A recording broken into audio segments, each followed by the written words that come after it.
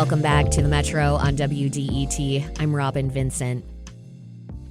Today, we continue our conversation about the untold experiences of living in public housing. That's on the heels of the opening of the National Public Housing Museum in Chicago. The Jeffries projects in Detroit are gone now, bulldozed and redeveloped like many other public housing developments. But for Kendall Werts, they live on. He grew up there in a world shaped by closeness. Grandmothers cooking for a crowd, kids packed into twin beds, neighbors passing ingredients through open doors. It was public housing, but it was also public joy, public survival, public love. Today, Kendall runs the Jeffries, a creative agency that's named for the place that raised him. It's more than a name. It's a memory, a map, and a reminder that even in places society was quick to discard, beauty thrived. He joins us now to talk about what it means to come from a place like that and to carry it with you wherever you go. Kendall, welcome to the program. Thank you for having me. So you've described your childhood in the Jeffries as full of community, of love, and of creativity. And yesterday we spoke with Lisa Yun Lee, the executive director of the new National Public Housing Museum in Chicago.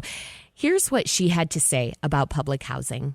When you start to listen to the stories of the people who live there, really listen, you start to hear the stories of candy ladies, of barber shops, of amazing activism. You know, they live in such close proximity to people. Their daily lives were just filled with so many different sounds, whether it was klezmer to jazz to blues to all sorts of different music, church music and street corners. And, this kind of close proximity to many different sounds led to what we really understand as the beautifully diverse soundtrack of America. Kendall, I'm wondering, what do you want people to understand about growing up in public housing beyond the stereotypes? That growing up in a public housing project is not a stain. That is actually it's actually a part of the fabric in which you can thrive. Growing up, I didn't know that I was impoverished. I had no idea. All I knew was that I was surrounded by interesting characters that were full of love. There was two different projects that I grew up in. One that was so community-based, one in which you could see a way out into a new reality, into a new future, and to build upon that. And another one, which is, the crack epidemic, of the 80s. It was your A story and your B story, as you mentioned to me previously. So not realizing that you were poor growing up, talk to me about what that says about the richness of your early environment, despite the material struggle. I didn't know. I had no idea, actually, that I was poor. All I knew was that I was loved. One of the things that during the summer, when all the kids would be out and we would be, sort of playing with each other, hunger was not really on the bucket list here for us. There was a woman who lived 3 doors down from my unit, my grandmother's unit, and she had a lunch program. We were fed breakfast, and we were fed lunch. There was constant things that were always kind of going on, people playing basketball, people playing double dutch. There was a community center that was open that was literally right across the street. And so there was always things that were going on to keep the community and to keep those kids kind of busy, distractions that were foundational building. Of just not being left alone. Was a sense of community there. I didn't know I was poor because I was surrounded by so much richness of trying to elevate me out of where I was. I didn't know this. They didn't tell me this, but they equipped me with the knowledge to have interest into different situations, stories, to be able to say, oh, wait, there's something else that's beyond here. And Kendall, you're talking about then the really positive aspect of the public housing experience that you had. And you mentioned that you had another experience as well, which was at the same project, at the Jeffries project. There was that really positive one. And then there was the narrative of the fact that you were growing up during the crack epidemic. So how did those two worlds collide for you? They collided. I mean, it was so crazy. You know, it was not odd nor insane for a child to be raised by their grandparents. My mother was, she lived with me and her, you know, in the same home that her, you know, that she grew up in. You know, I was talking to my aunt Wilhelmina, and I was like, well, this is a 3-bedroom. It's 6 of y'all, 6 kids. How did you guys function? How did you guys deal with, you know, like sort of space? She said that they, you know, the girls, 4 girls, 2 guys, the girls all had, you know, sort of bunk beds, and the guys had their own room, and my grandparents obviously had theirs. You know, one of the things that I've learned so well that I pull from my company is this sense of a community. One of the things that the crack epidemic brought was, you know, we are kind of here depending on ourselves. So even though there were government programs, like I said, you know, like the program for, you know, keeping us fed, the programs for this different after school activities, yes, the government was stepping in, but we as a community dealing with this crisis, dealing with being under siege, we understood that all we had kind of was each other. There was a distrust of police because of the way they were policing our young men and the people that were in the street. You know, the dichotomies of living in the Jeffries is interesting because we could be having an amazing dinner party, an amazing, you know, moment where we're bringing people together, and then at the same thought, there could be a shootout outside and we all hit the deck. You know, that is the crack epidemic outside of our inside, you know, where the inside is full of love. Once we go outside those doors, we're fighting against things that are bigger than racism. How did that shape you to hold both of those realities in your hand? You know, children take on a lot. I didn't realize until George Floyd during the pandemic, when I decided to go into therapy, just how much growing up in the projects really, really influenced me and all the things that I do in my life in New York City, and especially pertaining to my business. It's really sort of rough to think about me as a child having to deal with all of the things that I've had to deal with.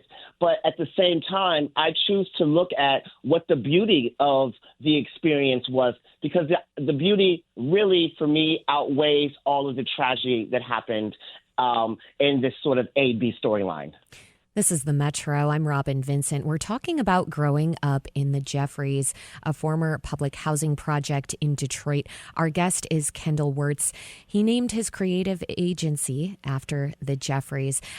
I want to talk a little bit more, Kendall, about that beauty. You shared that your grandmother would throw these glamorous holiday parties and that your sense of fashion was sparked right there on her lap. How did those early memories shape your creative eye and the work you do now, which is developing talent and brand storytelling and partnering with the fashion and entertainment industries? One of the things that my grandmother and my grandparents both were really good at was entertaining. You know, our home was the place where everyone flocked to during the holidays. She would throw these big parties, and it would be a scene amongst themselves. And one time I was sitting on her lap. This is the first time I ever saw glamour. I'd only seen glamour before Sean walked into my purview on Dynasty. I never saw anyone actually be able in person to dress, look, and carry off the fabulousness of what I was like, oh, that didn't exist. But when I saw Sean sitting on my grandmother's lap, she walked in with the most amazing fur. The guy who she was with, he had on like a blue suit with some crazy gaiters. When I looked at Sean, I saw someone that was basically landed from outer space as far as I was concerned. And she was the most glamorous person, the first glamorous person I've ever remember seeing. If I were today going back to my grandmother's house and I was an adult having the Jeffries, I for sure would be taking Sean back with me because when I saw her, I didn't know her backstory. I learned her backstory as I was developing, growing up. I didn't know that she was a stripper. But who cares if she was a stripper? She had a refinement to herself. She had an embodiment of self that is very much, I have this, I'm confident in this skin, and you can't tell me what to do. And so looking at her, critiquing what she had on, she was very primed for fashion. And so when I started my business, I wanted to have different personalities that I was used to as an extension of those dinner parties, as an extension of the church that I, grew up in attending. All of the things that I am pulling for who I'm working with come from the source, and the source started at that dinner party and at those gatherings. And it started with community. That's the foundation of what the business is. And Kendall, when you talk about these striking fashion sense that you observed, it sounds like you also observed that fashion is a lot more than the clothes that you're wearing, that it is so much, including demeanor. Can you talk about that as a kid observing that? Talk about that a little more. There's a spirit that Detroiters have. There's a spirit of just, you know what, I'm going out and I'm about to stunt.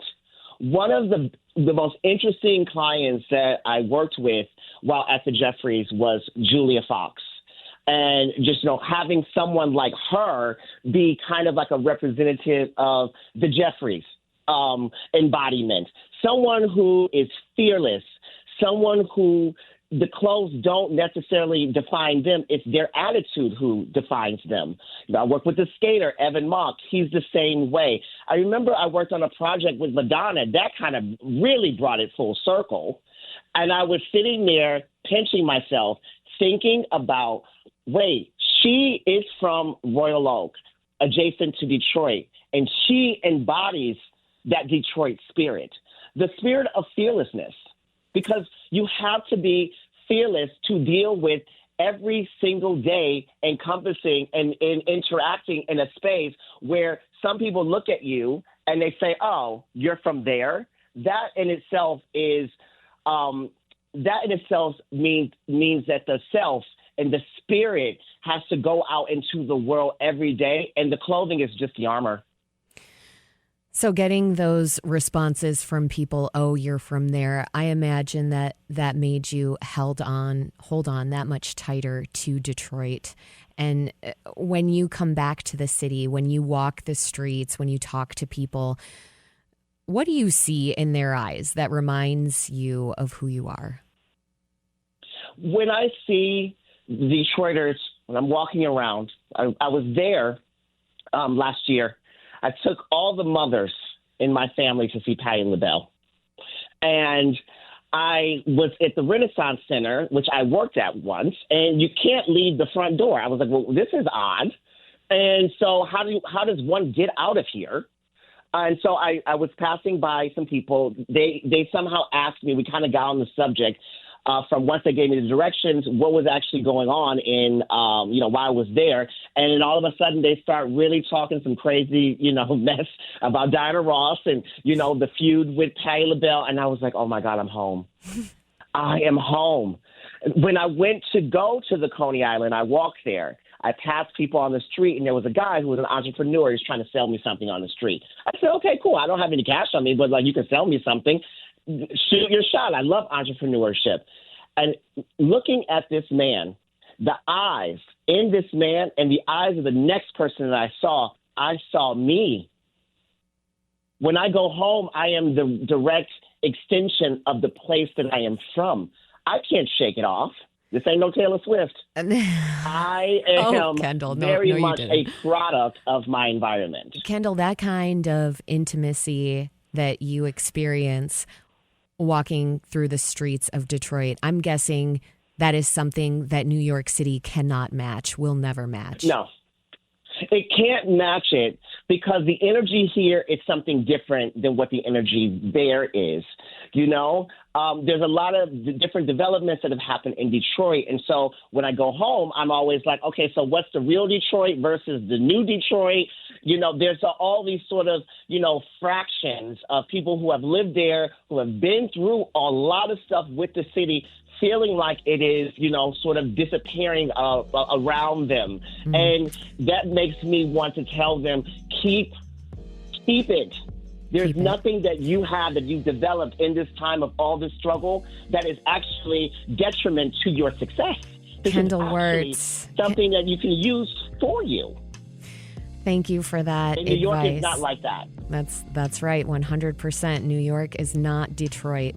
Kendall Werts, his creative agency is the Jeffries. He named it after the public housing project he grew up in Detroit. Kendall, thank you so much for joining us on the program. It means pleasure. This is WDET-FM, Detroit Public Radio, your connection to news, music, and conversation. And this is The Metro. Stay with us.